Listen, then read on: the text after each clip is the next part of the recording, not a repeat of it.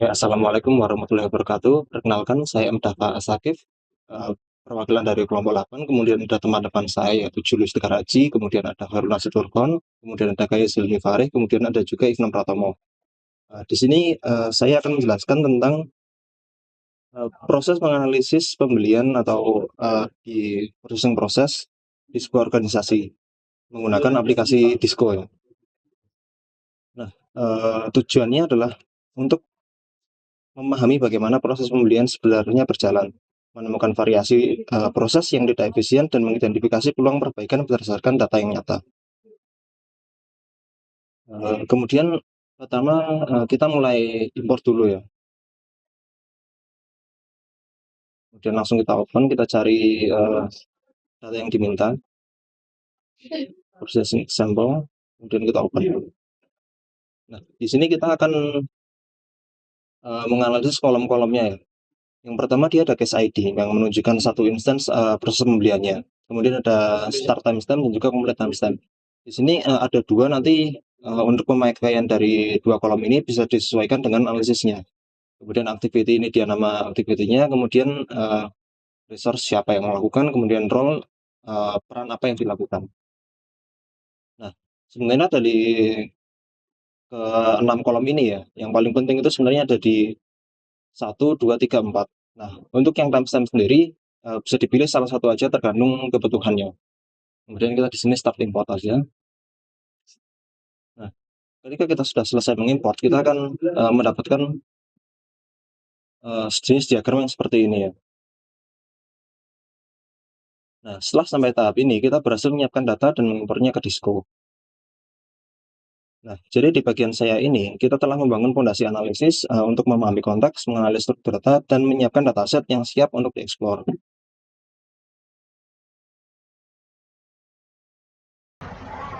Oke, baik. Izinkan saya di sini Ivan Pratama Sulistyo untuk melanjutkan penjelasan tutorial teman saya sebelumnya. Oke, seperti sudah dijelaskan teman saya tadi, kita sebelumnya sudah melakukan proses import data. Nah, setelah kita melakukan import, Disco akan menambang set data kita dan secara otomatis akan menampilkan peta proses yang menunjukkan bagaimana proses tersebut sebenarnya dilakukan. Nah, seperti ini tampilannya.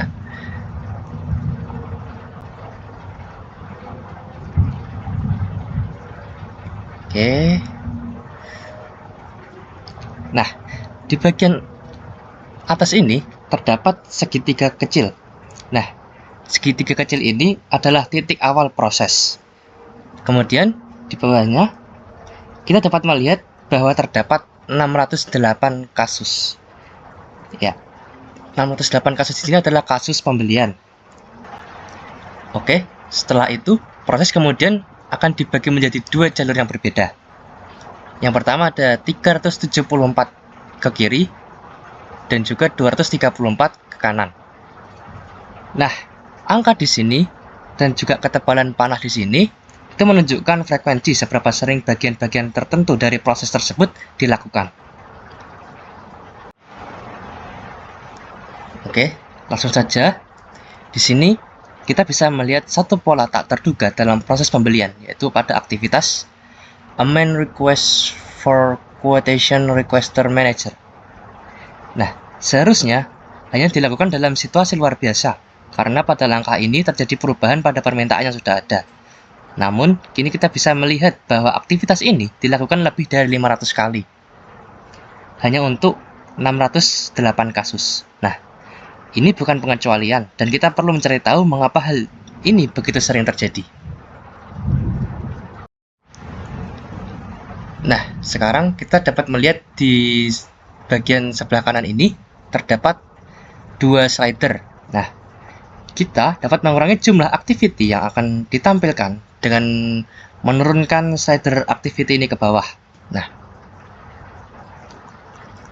seperti ini. Nah, di titik terendah hanya aktivitas dari varian yang paling sering ditampilkan. Oke, satu hal yang akan menjadi jelas setelah kita mulai menganalisis data kita sendiri adalah bahwa proses di dunia nyata jadi sangat kompleks dengan sangat cepat. Oleh karena itu, kita perlu mampu menangani kompleksitas tersebut. Untungnya, dengan proses mining dan disco, kita dapat menyesuaikan tingkat detail yang ingin kita lihat pada peta proses yang kita miliki ini. Oke, sekarang kita akan mengembalikan slider ini ke 100% seperti semula. Nah, pada tingkatan 100%, semua langkah yang tercatat dalam data akan terlihat kembali. Misalnya seperti aktivitas amend request requisition di sini. Hanya dilakukan 11 kali dan muncul sebagai salah satu langkah terakhir. Namun, dapat kita lihat di sini, kita masih dapat melihat versi proses yang disederhanakan karena angka-angkanya masih belum sesuai. Misalnya, pada amend request requisition di sini. Amend request requisition di sini dilakukan sebanyak 11 kali, meskipun terdapat jalur masuk dari aktivitas analyze request requisition dengan frekuensi 11, tapi jalur keluar hanya menunjukkan frekuensi 8. Nah, alasannya adalah meskipun kita melihat semua aktivitas dalam peta proses ini, saat ini kita hanya melihat alur proses terpenting di antara aktivitas-aktivitas ini. Jadi, untuk menampilkan proses secara lengkap, termasuk semua aktivitas dan semua transisi di antaranya, kita dapat menarik juga slider path di sebelah kanan ini. Oke, seperti ini.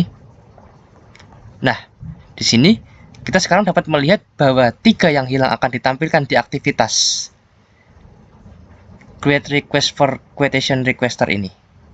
Seperti ini.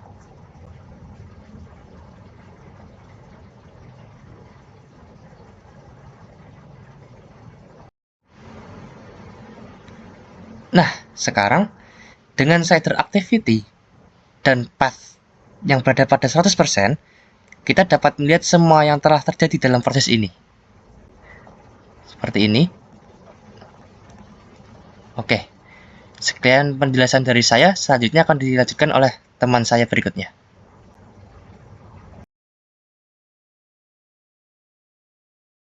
Oke teman-teman, jadi setelah kita melalui proses ekstraksi dan visualisasi dalam bentuk proses map, nah selanjutnya yaitu kita bisa memeriksa nih statistik dari data kita. Nah untuk prosesnya kita bisa lihat di tab statistik ini. Kitab ini akan terlihat beberapa ringkasan lah atau overview dari data kita. Misalnya ini ada jumlah kasus yang menunjukkan berapa banyak instance proses yang ada, kemudian jumlah event yang menunjukkan berapa banyak catatan aktivitas yang ada, kemudian ada jangka waktu atau time frame yang menunjukkan periode dari cakupan proses yang ada di data kita. Nah, selanjutnya di sini ada beberapa tab yang bisa kita lihat untuk melihat statistik dari data. Nah, di sini kita bisa lihat untuk durasi dari case kita yang ada di tab case duration di sini. Nah, di sini kita bisa melihat statistik dari durasi kasus yang ada. Di sini akan lihat histogram yang menunjukkan jumlah hari atau kasus dari data kita. Nah, di sini sebagian besar kasus selesai dalam 16 sampai 17 hari, tapi ada kasus yang lebih dari 40 hari di sini. Nah, tujuan dari proses statistik ini yaitu kita bisa mengenali pola, performa keseluruhan proses, dan menemukan indikasi kasus yang memakan waktu jauh lebih lama dibanding rata-rata. Nah, step ini penting untuk melihat statistik yang akan memberikan kita gambaran kuantitatif di luar peta proses tadi yang cenderung menunjukkan struktur dan alur. Jadi dengan kita melihat distribusi durasi, kita bisa segera melihat kasus yang outlier atau abnormal. Nah, step selanjutnya yaitu melihat level instansi proses individual yang berada di tab case ini. Nah, di tab case ini kita bisa memilih salah satu kasus dan melihat historis secara lengkap mulai dari urutan aktivitas timestamp hingga beberapa atribut tambahan terkait di sini. Nah, di sini ada dua model tampilan teman-teman. Yang pertama yaitu graph view yang menunjukkan visual berupa alur aktivitas, kemudian ada table view yang menunjukkan tabel-tabel yang lebih ringkas dan mudah dibaca. Nah, kemudian di sebelah kiri ini ada tab untuk daftar varian. yang sudah diurutkan berdasarkan frekuensinya.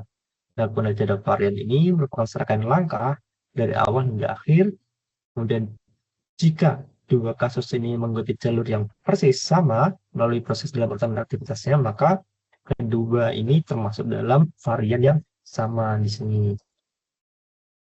Nah, di sini juga kita akan bisa melihat daftar kasus-kasus yang mengikuti varian ini. Di sini misalnya varian 1, di sini ada 88 kasus. Kemudian varian 2 ini ada 77 kasus. Gitu, teman-teman. Nah, dari kasus ini kita bisa melihat hal-hal menarik seperti case yang berhenti lebih awal atau hal menarik lainnya. Nah, dengan melihat varian yang paling sering muncul, nah, kita bisa seringkali bisa memahami skenario utama yang mencakup 60-80% proses. Misalnya, proses pembelian memiliki total 98 varian di sini. Dan varian yang paling sering muncul itu mencakup 88 kasus, yang mana sekitar 15% dari kumpulan data. Untuk varian 2 mencakup 77 kasus, dan seterusnya. Nah, menariknya lagi nih, kita dapat melihat atau menemukan bahwa pada varian 3 ini, proses dihentikan setelah hanya 2 langkah. Itu setelah langkah analisis permintaan, pembelian, kemudian proses berakhir karena permintaan ditolak. Skenario ini juga dapat dikatakan sebagai bentuk pemborosan, karena idealnya kita tidak akan memulai permintaan pembelian sejak awal. Solusinya yaitu dengan memperbarui panduan pembelian untuk membeli barang mana yang dapat dibeli karyawan atau mana yang tidak dapat dibeli. Nah, jadi setelah kita mengenali anomali atau pola mencurigakan di step sebelumnya, nah di step ini kita lebih ke menelusuri real case untuk melihat detail dari penyebab setiap kasus tersebut, teman-teman. Baik, dengan saya Kak Firdaus untuk mempresentasikan mengenai eh, salah satu tahapan dalam proses mining, yang dimana kita akan fokus pada eh, suatu permasalahan yang ada di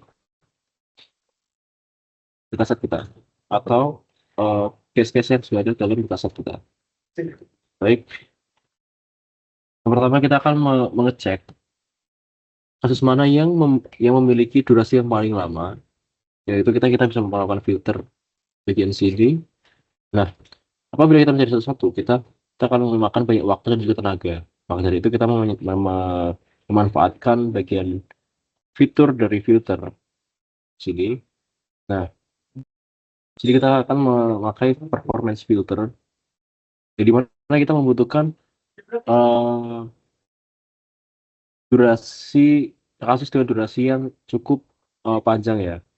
Nah, mungkin kita bisa melakukan filtering mulai dari sini. Ya, mungkin bisa 20 hari.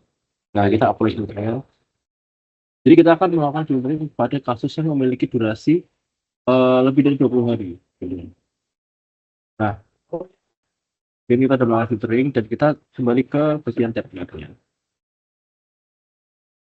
Nah, di sini kita akan menganalisa, kita akan mengecek melalui performance. Kita bisa memeriksa dari total durasi, median, rata-rata, maksimal dan juga minimal, sorry. Nah, kita cek dari total durasinya seperti ini. Kemudian kita median juga bisa dilihat sendiri, median, kemudian maksimalnya, kemudian minimalnya. Nah, tapi di sini kita akan fokus pada rata-ratanya. Nah, tujuan kita adalah kita mencari bagian mana yang sekiranya menyebabkan alur atau proses yang menyebabkan bottleneck pada kasus yang memiliki durasi lebih dari 20 hari gitu. Nah, kita bisa dilihat di sini. Oke, jadi ada yang namanya execution time dan juga waiting time. Jadi untuk execution time adalah yang di dalam kota, kemudian waiting time adalah yang di panah ini.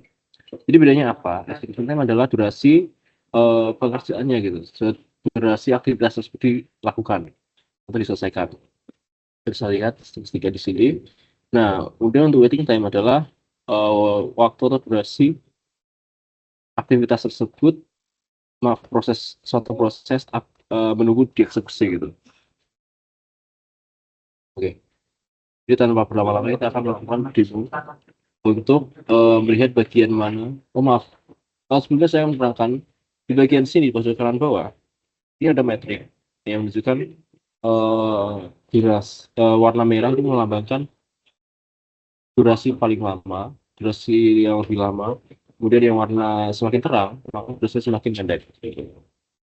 Dan sini bisa dilihat bagian deliver good service memakan waktu yang paling banyak di sini. Oke. Kemudian untuk kita sendiri dari create request for quotation requester menuju analyze requester for quotation, terus juga activity ini dan juga activity ini, dan activity ini juga itu memakan waktu yang lama untuk waiting time-nya. Seperti itu. Nah, kita coba menganalisa langsung melalui animasinya. Baik, kita mulai start. Nah, jadi untuk suatu proses bisnis ini memulai dari sini, dari node yang paling atas, kemudian melakukan proses-proses bisnis yang diperlukan. Mungkin cepat untuk melihat bagaimana tahapan-tahapan tersebut bisa membuat durasinya semakin lama. Ini bisa dilihat untuk sementara terdapat dua pekerjaan di mana kita di mana ini beralih antara analyze request for quotation ke amend request for quotation requester seperti ini. Dan apabila kita mempercepatnya di bagian sedikit pertengahan, nah di sini kita melihat terdapat penumpukan kerja di sini. Time yang waiting time untuk activity create request for quotation requester, create request for quotation requester manager, amend request, dan amend request for quotation requester manager menuju analyze request for quotation. Jadi di sini activity-nya ini bisa terbilang cukup cepat, tapi yang menyebabkan lama adalah banyaknya proses yang menumpuk untuk diselesaikan gitu. Seperti ini. Kemudian sebentar. Jika kita mempercepat sedikit lagi, nah, ya.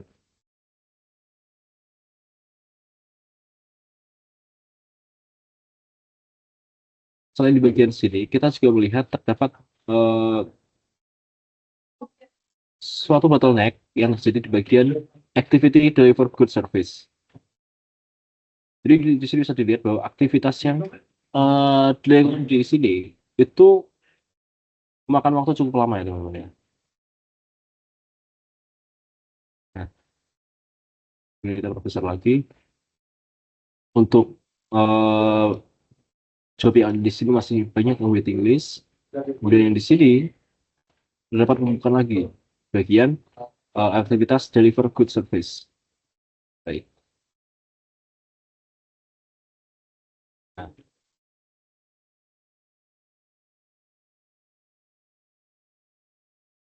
mungkin kita cukupkan untuk animasinya. Jadi dapat disimpulkan bahwa terdapat bottleneck di waiting time bagian sini, yaitu ketika melakukan create request for quotation requester dan menuju analyze request for quotation itu membutuhkan banyak job yang menunggu untuk dieksekusi gitu. Jadi penumpukan job untuk dieksekusi di bagian sini. Dari request for quotation requester manager ke analyze request for quotation, kemudian amend request for quotation requester ke analyze request for quotation, dan juga amend request for quotation requester manager ke analyze request for quotation, dan juga terdapat bottleneck yang terdapat pada aktivitas settle condition with supplier, deliver good service, dan settle dispute with supplier purchasing agent. Dan yang paling parah adalah di deliver good services. Nah, dari proses mining yang ada di tahap ini, kita bisa melakukan isolasi pada beberapa aktivitas atau proses di mana kita harus kita perlu untuk meninjau lebih lanjut gitu. Jadi harus ditindaklanjuti mengapa ada bottleneck di bagian sini dan juga terdapat bottleneck di aktivitas ini gitu. Nah, mungkin sekian dari saya untuk Eh, untuk selanjutnya dijelaskan dengan oleh rekan saya. Terima kasih. Baik, langkah selanjutnya adalah bagaimana kita ingin memeriksa sebuah kepatuhan di proses begitu ya. Nah, pertama kita pasti dulu udah pakai data yang pertama tadi, yang purchase sampel. Nah, di sini kita pengen lihat suatu proses pemeriksaan kepatuhan. Di sini pertama kita lakuin dulu aja yang bagian desain ini, berarti kita mentokin ke 100 coba ya. Nah, kalau sudah di sini kita zoom bagian bawah, khusus yang bagian bawah. Kita zoom, path control, scroll bisa, bisa juga bisa. Nah, di sini ada suatu kepatuhan yang berbeda sendiri, yaitu di bagian 10 angka 10 nih. Dari side invoice ada 10 case yang dia langsung ke otorisasi supplier invoice payment untuk melewati tahap-tahap ini dulu. Mana itu bisa kita cek kenapa bisa ada begitu. Nah, di sini kita bisa lihat kan di mana satu titik faktor sudah dikirim dan akhirnya dibayar. Dan juga ada bagaimana aktivitas ini sebagai lepaskan fitur pemasok atau release supplier masuk ini yang merupakan langkah tambahan dalam pencegahan penipuan. Seharusnya aktivitas ini tuh wajib dan harus selalu dijalankan. Nah, seperti yang saya bilang tadi, ada 10 kasus yang melewati tahap penting ini, jadi langsung masuk ke otorisasi supplies source payment. Nah, di sini di bagian 10 ini kita bisa lihat ya, dan dia ini kan kalau kita ingat untuk data set ini sendiri ada 608 kasus. Ya, di sini terjadi 10 kali dari 608 kasus. Nah, namun untuk mengambil kita juga perlu tahu 10 kasus yang mana aja yang melewati pencegahan penipuan ini. Untuk kita cara tahu detail, kita bisa klik aja yang jalur 10 kasus ini tadi. Nah, di sini kita tinggal klik saja bagian filter dispatch ini. Nah, pastikan ini sudah benar. Nanti kalau sudah, kita langsung klik saja copy and filter. Kita nggak usah ubah, mungkin kita ubah namanya jadi mungkin satu skip tadi ya, kita yang kan cara dia meng-skip tahap ini, atau skip voice release. Nah, sudah kita lakukan create ini baik, sudah tampilan begini. Nah, terus ubah dari tampilan peta menjadi tampilan kasus di cases ini. Nah, di sini sudah kelihatan kasus mana saja yang terindikasi memang tadi melewati langkah-langkah yang tadi. Di sini ada kasus 950, 195, dan seterusnya. Nah, hal ini bisa memberikan kita kesempatan untuk berbicara ke pihak-pihak yang terlibat ini dan mencari tahu mengapa langkah proses wajib yang tadi itu bisa dilewati. Mungkin ada alasan yang kuat dan dimana dapat dipertimbangkan dari alasan mereka juga. Jika penyimpangan tersebut seharusnya tidak terjadi, kita juga bisa mulai nih cara mencegahnya. Cara mencegahnya gimana biar kejadian serupa itu nggak terjadi di masa yang akan datang. Misalnya kita dapat memberikan pelatihan yang terarah, atau kita juga dapat menerapkan perubahan sistem yang memerlukan langkah wajib tersebut dimulai dari sekarang. Nah, setelah kita tahu saya sudah mendemokan gimana cara lihat kasus-kasus seperti ini, kita sekarang coba melihat bagaimana kita mengambil dari perspektif yang berbeda gitu pada data kita. Misalkan bayang kita telah menemukan semua yang kita inginkan di alur aktivitas dalam proses ini. Sekarang kita pengen memahami nih bagaimana proses ini bekerja dari sudut pandang organisasi. Untuk itu kita plot ulang datanya, klik yang bagian ini saja, terus diklik reload. Nah, di bagian reload ini ada beberapa hal yang harus perhatikan biar kita bisa melihat dari POV yang berbeda. Yang pertama, dari activity ini kita klik kolomnya, pilih saja menjadi other. Nah, di other ini, terus yang bagian role ini diklik kolomnya, kita ubah menjadi activity. Pastikan melakukan dua tahap ini untuk melihat pandang POV nanti yang berbeda di datanya itu. Karena tinggal kita pencet aja tombol start impornya. Nah, di sini bisa lihat sudah berbeda ya. Nah, di sini kita coba lihat dari sisi perform saja. Nah, di sini bisa dilihat untuk hasilnya itu jadi lebih jelas gitu. Dan tampilan ini kita juga dapat melihat perilaku pingpong dan penundaan antar peran dan seringkali terjadi inefisiensi yang muncul dalam serah terima pekerjaan antar unit organisasi. Karena satu kelompok tidak lagi bertanggung jawab dan tim baru belum mengklaim pemilikan. Dan ini hanyalah salah satu contoh di mana kita di sini dapat mengambil berbagai perspektif berbeda tentang proses kita, bahkan berdasarkan kumpulan data yang sama. Fleksibilitas untuk mengeksplorasi suatu proses dari berbagai sudut pandang merupakan salah satu kekuatan besar penambangan proses atau mining yang kita lakukan selama ini. Di samping kemampuan untuk dengan cepat berfokus pada pertanyaan-pertanyaan tertentu melalui berbagai fitur yang ada di Disco ini. Misalkan kita juga bisa menaikkan menjadi misalkan mean duration. Nah, ini rata-rata waktu yang dibutuhkan per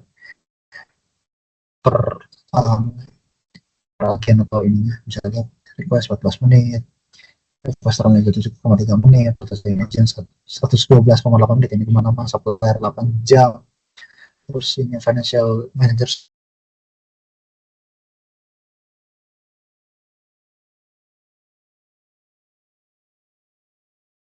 kesimpulan juga. Jadi sebenarnya yang pertama, proses yang sebenarnya itu seringkali lebih kompleks daripada proses yang kita lakukan ini. Misalkan siapa sangka proses pembelian ini memiliki 98 varian. Orang-orang biasanya meremehkan betapa rumitnya proses mereka itu sebenarnya. Nah, itulah sebabnya kenapa data mining ini menambahkan banyak kedalaman pada analisis proses manual klasik. Dengan pendekatan proses manual, kita biasanya bisa mendapatkan gambaran umum yang baik tentang proses utama. Tapi kita juga tidak akan pernah bisa memahami semuanya pengecualiannya. Kedua, di sini kita juga menyebutkan tidak ada suatu model yang tepat. Kita harus melihat proses yang tepat itu di berbagai tingkat ketajaman atau kedetailan. Jadi nggak bisa ngeliat dari satu POV aja, kita harus lihat dari berbagai POV. Dengan mengambil berbagai POV itu dalam setiap analisis ya, kita bisa membuat beberapa tampilan untuk mengeksplorasi berbagai kebutuhan kita nanti. Dan yang ketiga adalah kalau data mining itu bukanlah tentang menambah satu set data untuk membuat suatu model lalu selesai, nggak gitu. Tetapi setelah kita mengimpor data ini, ini cuma titik awal doang untuk menganalisis data proses yang kita gunakan. Tanpa pemrograman di sini kita bisa eksplorasi proses yang kita ingin dengan menerjemahkan pertanyaan proses kita ke dalam kombinasi filteran tepat dan sangat cepat. Jadi penambangan data mining ini nanti bisa lebih interaktif yang membutuhkan, dan tentunya akan membutuhkan seorang ahli atau analisis yang berpengalaman dalam pengembangan proses yang memiliki akses pengetahuan tentang proses tersebut untuk diinterpretasikan apa yang mereka lihat. Cukup sekian dari kelompok kami, mohon maaf jika ada kesalahan. Wassalamualaikum warahmatullahi wabarakatuh.